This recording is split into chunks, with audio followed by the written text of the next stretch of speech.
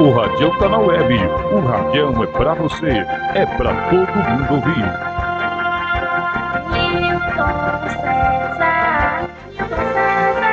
Olá, muito bom dia pra você que tá nesse momento ligado no Radião. Deixa eu botar aqui o som pra todo mundo ouvir, todo mundo curtir.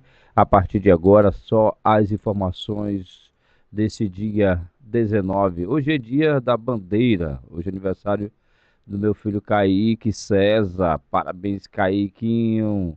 Torcedor do Vitória, chato que só. Aniversariando hoje, que Deus lhe abençoe, que Deus lhe dê muita luz, que dê muita saúde. E vamos juntos nessa criação aí, dar o que te puder dar de melhor para você, tá bom? Felicidade, Kai. Tudo de bom, meu filho. Kai completando hoje mais um ano de vida. Para você que está chegando agora e está fazendo aniversário hoje, meus parabéns. Hoje é dia 19. A gente está junto aqui no Radião com as informações do dia. Vamos lá.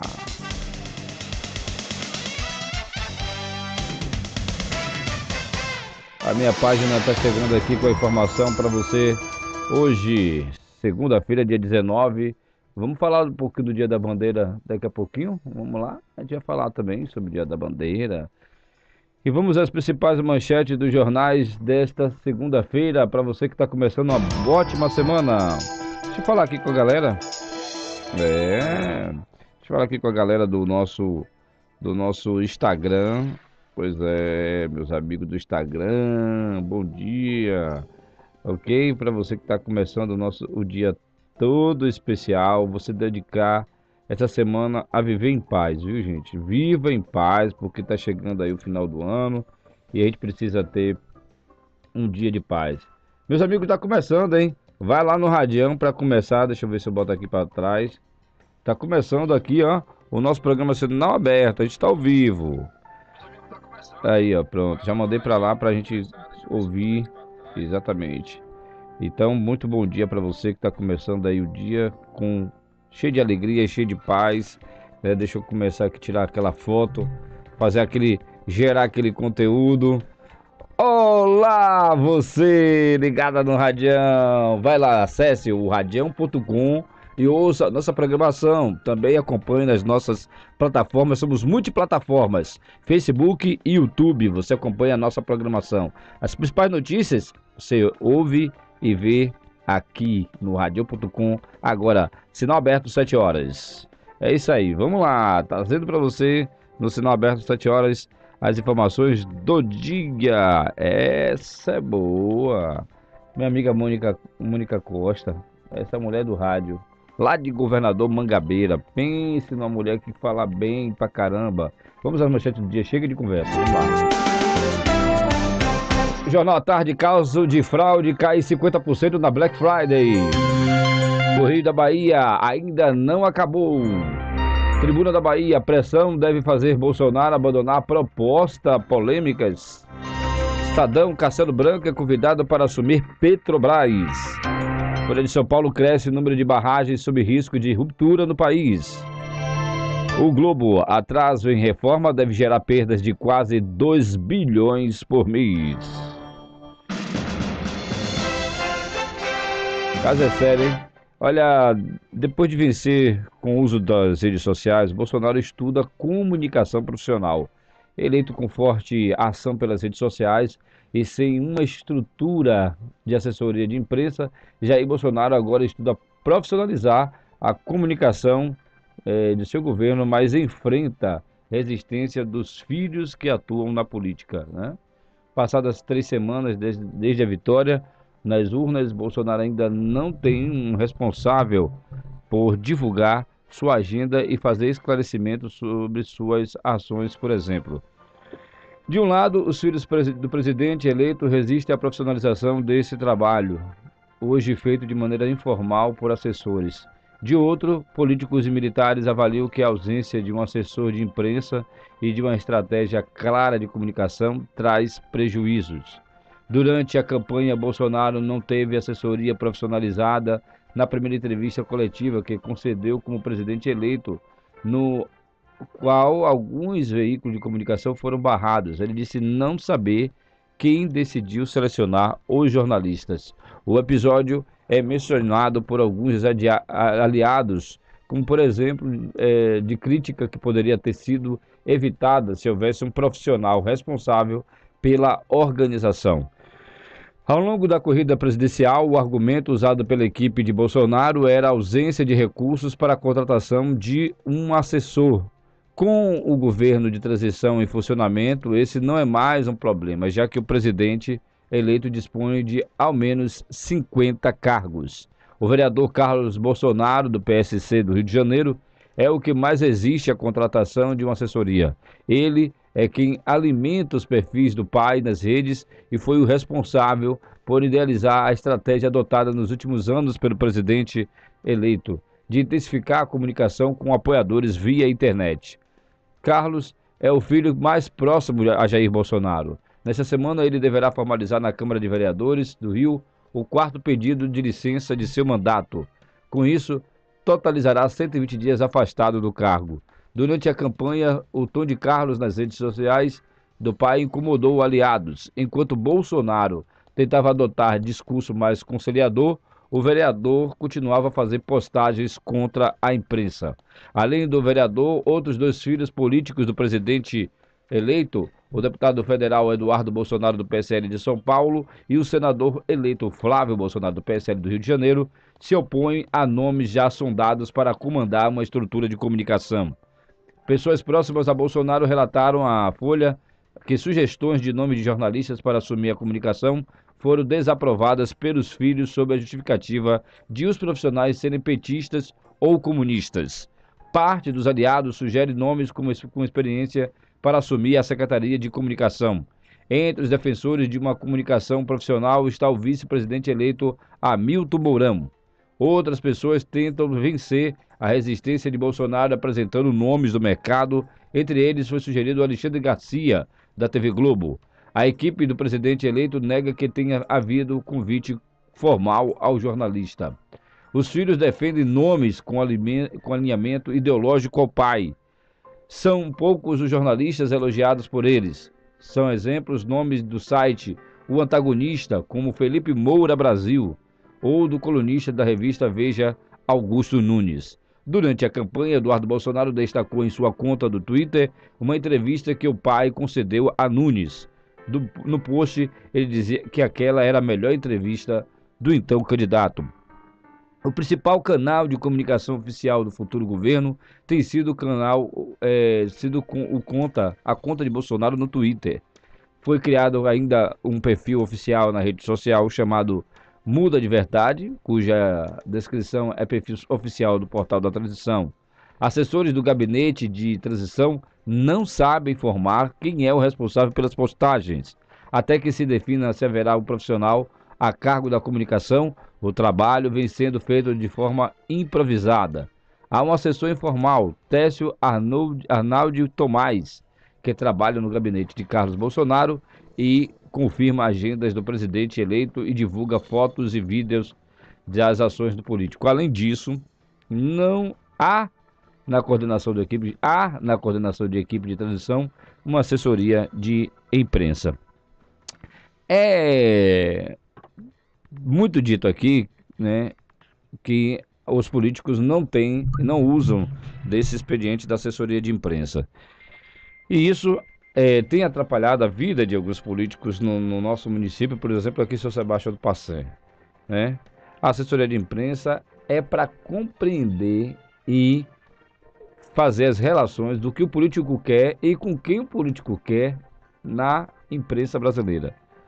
E os filhos de Bolsonaro não se sentem à vontade de contratar um jornalista, mas eles estão muito alienados pela forma de, né? Estão muito apegados a essa questão. A eleição acabou, tem que botar na cabeça deles que a eleição acabou. Agora é hora realmente de contratar um profissional de imprensa para poder organizar e ter as percepções necessárias, né, do processo de que o pai dele está passando, e aí precisa profissionalizar. Aquela coisa de rede social só foi bom para ganhar a eleição. Agora é hora de dar gestão, né? Para ganhar a eleição, beleza. Agora vamos fazer gestão, vamos trabalhar, ok? e botar profissionais, botar quem entenda na área. Até hoje, tem alguns governos, tem alguns gestores que preferem botar o pessoal das eleições. Zezito Pena dizia o seguinte: existe a equipe para ganhar a eleição e existe a equipe para administrar São Sebastião do Passé. Estou falando aqui, nesse âmbito aqui, de uma experiência que nós vivenciamos com o grande político que foi Zezito Pena. Existe a equipe para ganhar a eleição, existe a equipe para fazer gestão. Aqui, infelizmente, né, a gente tem visto alguns políticos aqui na região que prefere manter os seus acordos, viver, né, com seus acordos e deixar de fazer profissionalmente o trabalho de comunicação que deve ser feito.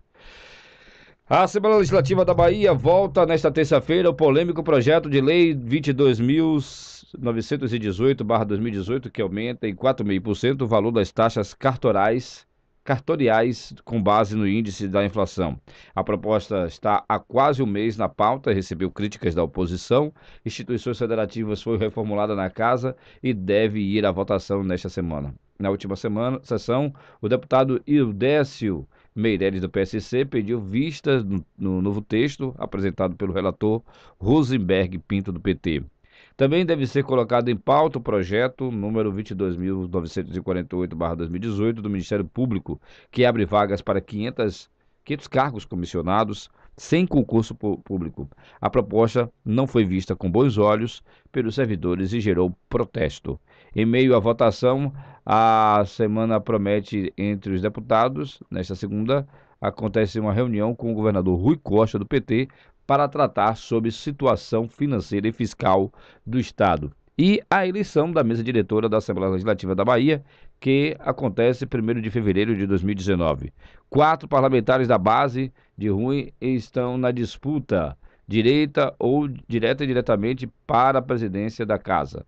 Rosenberg Pinto, do PT, Adolfo Menezes, do PSD, Alex Lima, do PSB e Nelson Leal, do PP. O deputado eleito João Isidoro Avante, apesar de ser novato, também se coloca como candidato. Agora é hora de a onça beber água, né, governador Rui Costa? O Supremo Tribunal de Justiça marcou para o dia 28 de novembro o julgamento do pedido de federalização do caso Cabula, como ficou conhecido o episódio da morte de 12 pessoas em uma ação da Polícia Militar na Vila Moisés, em Salvador, na madrugada do dia 6 de fevereiro de 2015. O incidente de deslocamento de competência, o IDC, número 10, de autoria do ex-procurador-geral da República, Rodrigo Janot, será julgado pela terceira sessão do Supremo Tribunal de Justiça, composta por 10 ministros. Caso ele seja aceito, o caso, que está sob competência da Justiça Estadual, passa a ser processado e julgado pela Justiça Federal. Em dezembro do ano passado, o pedido de federalização chegou a ser pautado pelo julgamento do STJ. No entanto, o processo foi retirado de pauta por causa da quantidade de ações que seriam sentenciadas na mesma data. O pedido para subir a competência do caso para a Justiça Federal foi feito por Janot após os 9 policiais militares acusados de executar as 12 pessoas terem sido absolvidos sumariamente pela juíza Marivalda Moutinho, em uma sentença relâmpago dada há pouco mais de 12 meses após eles serem denunciados pelo Ministério Público da Bahia. Em setembro deste ano, a primeira turma da primeira Câmara Criminal do Tribunal de Justiça da Bahia anulou o julgamento que inocentou os PMs, atendendo o pedido do Ministério Público da Bahia. No entanto, o IDC continuou tramitando no Supremo Tribunal de Justiça. Eleito com forte ação pelas redes sociais e sem uma estrutura de assessoria de imprensa, Jair Bolsonaro vai estudar agora a comunicação de seu governo, mas enfrenta a resistência dos filhos que atuam na política. O bicho vai pegar quando entra a família. Aí tem que ter aquela habilidade para não atrapalhar o processo, né? Processo administrativo, a ação administrativa. A assessoria do futuro ministro da Economia, Paulo Guedes, confirmou nesta segunda-feira que o economista Roberto Castelo Branco aceitou o convite para presidir a Petrobras no governo de Jair Bolsonaro. Castelo Branco tem pós-doutorado pela Universidade de Chicago e ocupou o cargo de direção no Banco do Brasil e na mineradora Vale. Passou pelo Conselho de Administração da Petrobras e é diretor no Centro de Estudos em Crescimento e Desenvolvimento Econômico na Fundação Getúlio Vargas. Ao longo da campanha presidencial, o economista esteve próximo de Bolsonaro e faz parte da equipe de transição. Castelo Branco deve substituir o atual presidente da estatal, Ivan Monteiro, que permanece no cargo até a nomeação do economista.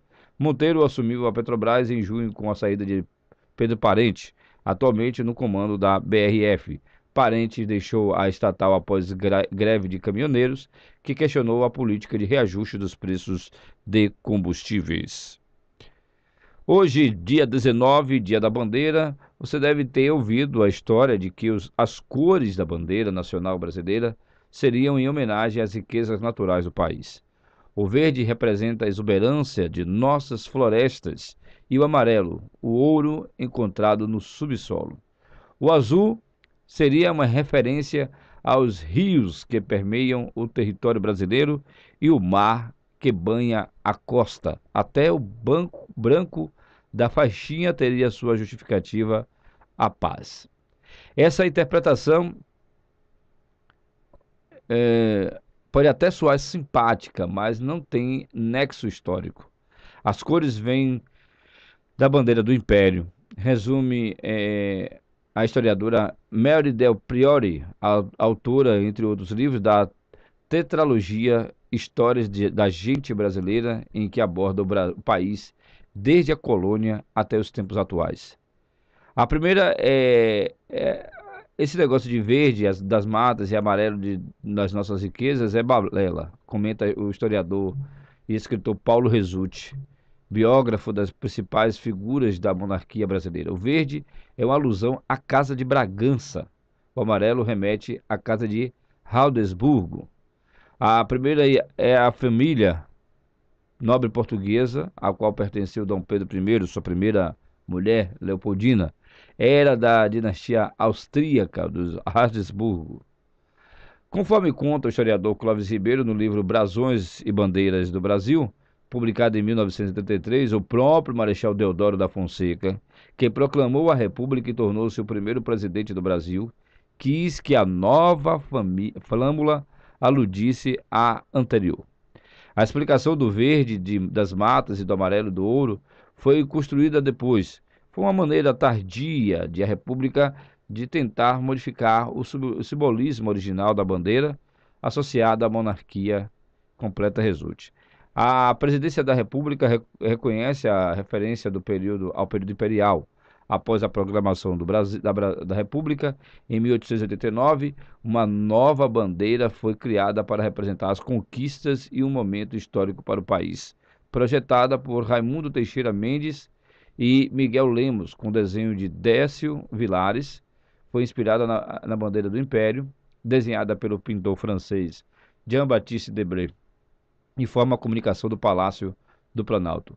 Publicada em 19 de novembro de 1889, o decreto que instituiu o atual desenho da bandeira cita expressamente a consideração de que as cores da nossa antiga bandeira recordam as lutas e as vitórias gloriosas do nosso exército e da armada na defesa da pátria, e que essas cores, independente da forma de governo, simbolizam a perpetuidade e integridade da pátria, entre outras nações. A bandeira adotada pela República mantém a tradição das antigas cores nacionais, verde e amarelo, do seguinte modo: um losango amarelo com campo verde, tendo no meio a esfera celeste azul, atravessada por uma zona branca, em sentido oblíquo e decrescente da direita para a esquerda, com a legenda Ordem e Progresso, e pontuada por 21 estrelas, entre as quais as da constelação do Cruzeiro, disposta na sua situação astronômica, quanto à distância e ao tamanho relativos, representando os 20 estados da República e o município neutro, diz o decreto. Obviamente que as estrelas foram sendo atualizadas conforme novos estados eram criados. O município neutro, a capital federal era o Rio de Janeiro. Hoje é o Distrito Federal, Brasília. De acordo com a Lei 8.421, de 11 de maio de 1992, deve ser atualizada no caso da criação da extinção de algum estado. Ressalta a presidência da República. Quando a República foi proclamada, o astrônomo Manuel Pereira Reis, que trabalhou nos observatórios do Rio de Janeiro, foi chamado para determinar com a precisão científica a disposição das estrelas. O Brasil é o único país cujo desenho da bandeira respeita a posição astronômica das estrelas. Durante 4 dias, de 15 a 19 de novembro, lá em 1889, a bandeira brasileira teve um desenho semelhante à dos Estados Unidos, mas com faixas verdes e amarelas, em vez de vermelhas e brancas. Isto porque a nação norte-americana, já independente e uma república desde 1776, era tida como um exemplo para os republicanos brasileiros. Então, esse desenho, claramente inspirado na bandeira dos Estados Unidos, foi a proposta pelo jurista Rui Barbosa e chegou a ser utilizada. Ela foi hasteada na redação do jornal A Cidade do Rio e no navio Alagoas, que levou a família imperial ao exílio. A revisão foi feita a mando do Marechal Deodoro, que, de acordo com Clóvis Ribeiro, queria manter a bandeira do Império com a eliminação apenas da coroa. A ideia da atual bandeira foi concretizada por um grupo do qual faziam parte os positivistas Raimundo Teixeira Mendes e Miguel Lemos, e o professor de astronomia Manuel Pereira Reis. O pintor Décio Vilares foi recrutado para fazer o desenho do círculo azul. O positivismo, proposto pelo filósofo francês Auguste Comte, estava em alta nas altas rodas do poder brasileiro. Trata-se de uma doutrina filosófica, sociológica e política que, entre outras coisas, defende os valores humanos e que só são válidos os conhecimentos científicos. O político Benjamin Constant, outro positivista, foi quem propôs o lema Ordem e Progresso, um resumo da teoria de Comte. A República não podia encontrar melhores luzes do que na religião, que resume na fórmula o amor por princípio, a ordem por base e o progresso por fim. Nem melhores guias do que nós, afirmou na época Constante. Na nossa mensagem, propusemos que o governo provisório adotasse a divisa Ordem e Progresso, conforme a indicação de Augusto Comte, por ser essa divisa o resumo da política republicana. Mas tem um caso aí, gente, a palavra amor também ia custar. É amor, ordem e progresso, como a gente viu no texto anterior. Como não deu espaço para botar ali na parte branca, aí só botaram ordem e progresso. Existe textos, existe informações sobre isso. É amor, como está aqui dizendo aqui, ó. Para abranger, né, pela abrangência da questão religiosa, né? Benjamin Constant que colocou isso. A República não podia encontrar melhores luzes do que na religião, que se resume na fórmula: o amor por princípio, amor, ordem por base e o progresso por fim. Quer dizer, resultância do amor e da ordem, né? E aí só colocaram ordem e progresso nessas condições, receando que o empirismo democrático fizesse adotar para a bandeira nacional uma imitação da dos Estados Unidos, da América do Norte, e em obediência às indicações de Augusto Comte. Eles resolveram apresentar a Benjamin Constant um projeto que ele acertou sem hesitação. Disse pouco tempo depois Teixeira Mendes sobre as conversas que culminaram na criação da bandeira. O intuito era evitar que se instruísse um símbolo nacional com o duplo inconveniente de fazer crer em uma filiação que não existe entre os dois povos e de conduzir a uma imitação servil daquela república, explicou ele, sobre o descarte no modelo semelhante à dos Estados Unidos. Era preciso que não perdesse a tradição latina e que o pensamento nacional se fixasse sobre a França com a nação como a nação em cujo seio se elaborou a regeneração humana. Teixeira Mendes ainda contou que, quando o projeto foi apresentado a Deodoro, ele o achara melhor dos símbolos propostos. A aprovada a ideia, o presidente delegou ao desenhista o trabalho de executá-lo. A história realmente é muito longa, né? Quando se fala sobre a bandeira. Vale a pena, eu vou botar essa matéria, né? Lá no site para a gente rememorar, né? Revitalizar as nossas, né? A nossa história original, né? Da bandeira. Será que, eu faço a pergunta, será que as escolas hoje estão dedicando esse momento, né? Crucial, né? Esse momento crucial, de explicar aos alunos, entrar em detalhes, debater, começar a puxar da imaginação, sair desse lado só poético, de que a bandeira, né, são parte do nosso país, ou é mais do que tudo isso, né? Nossa programação, a gente vai continuar aqui. Meio-dia tem novidades para vocês. Fique ligado aqui no Radião, tem informação importante. Você fica com a gente. Aqui todo mundo pode ouvir. Eu volto já já aqui pelo radião.com.